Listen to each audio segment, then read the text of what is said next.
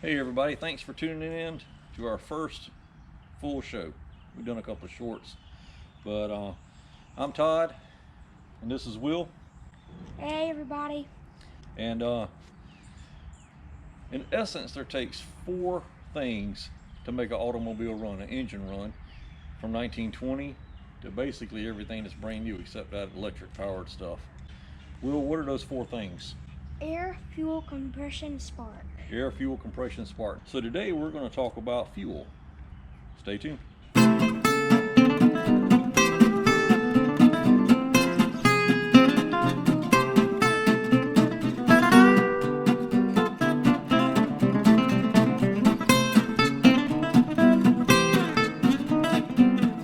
All right, now that we have the top down, where would you put gas in this vehicle at?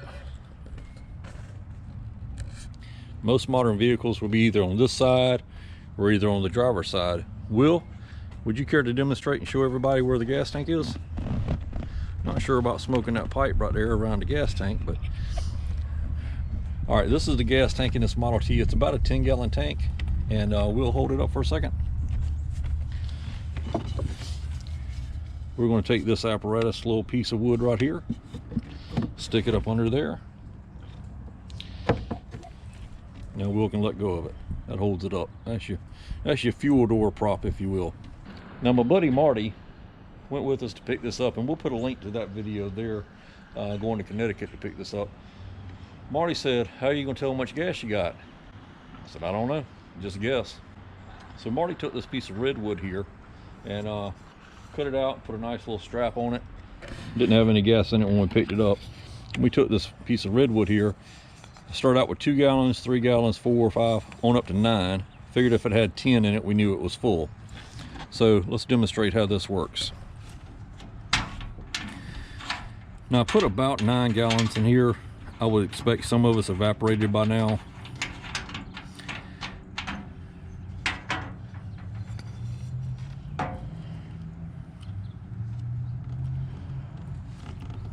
I also forgot that we did drive it around a little bit too. So we're right at the 8-gallon mark.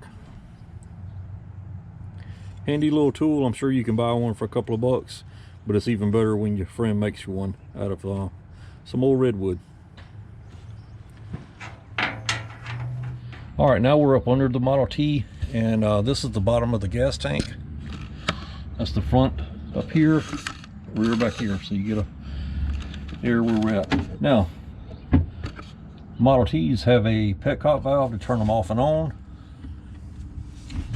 That's off. Back on.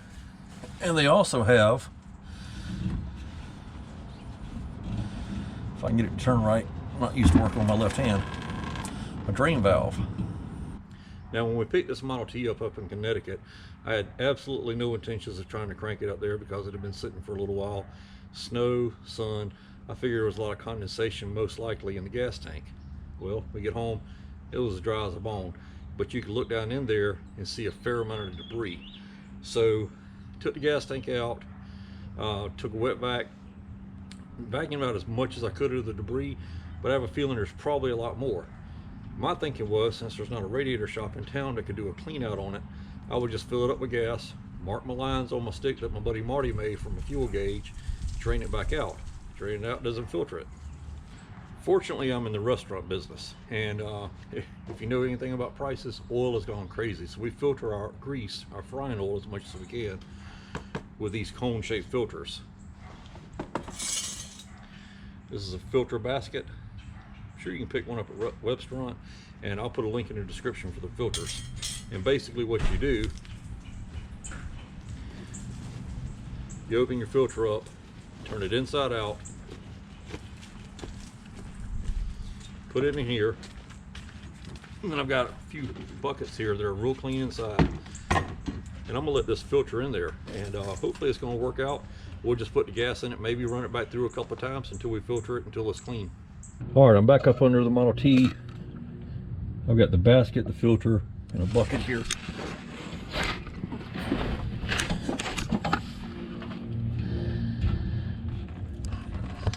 So I'm not really sure how this is going to work.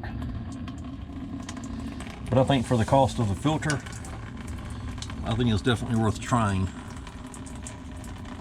Okay, so we drained about a quart out for time purposes. We're not going to do the whole thing yet, but I'm not sure if the camera will pick it up, but definitely some debris in there.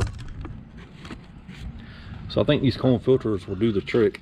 It obviously will take some time at that slow of a drain, but I'll probably raise the Model T up a little bit. This bucket is too high, so actually whenever I was pulling it out, I hit the running boards here, knocked a little bit of debris down into the gas, but not near as much as what's in the filter there. So I think we're on to something, Will. What do you think? Yeah. So what was it again that you need to make a motor run? Air, fuel, compression, spark. Spark. There it is. Anyway, we're going to continue draining this gas out, and we'll filter it probably through a couple of times, most likely. I think it's going to help out, especially since it doesn't really cost a lot for the filters. And like I said, I'll put a description, or a link in the description rather, and we'll see you again the next time. Make sure to give us a thumbs up and subscribe.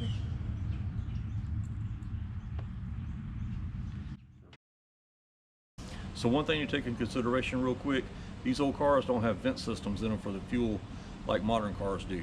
In other words, if you're in an enclosed garage or an enclosed building, you will probably smell some gas fumes the next morning.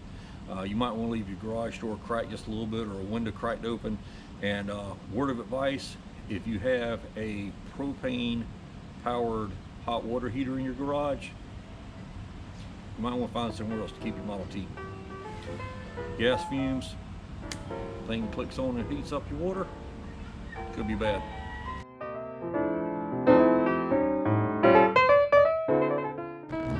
It's up under the seat. And this is about a 10-gallon tank.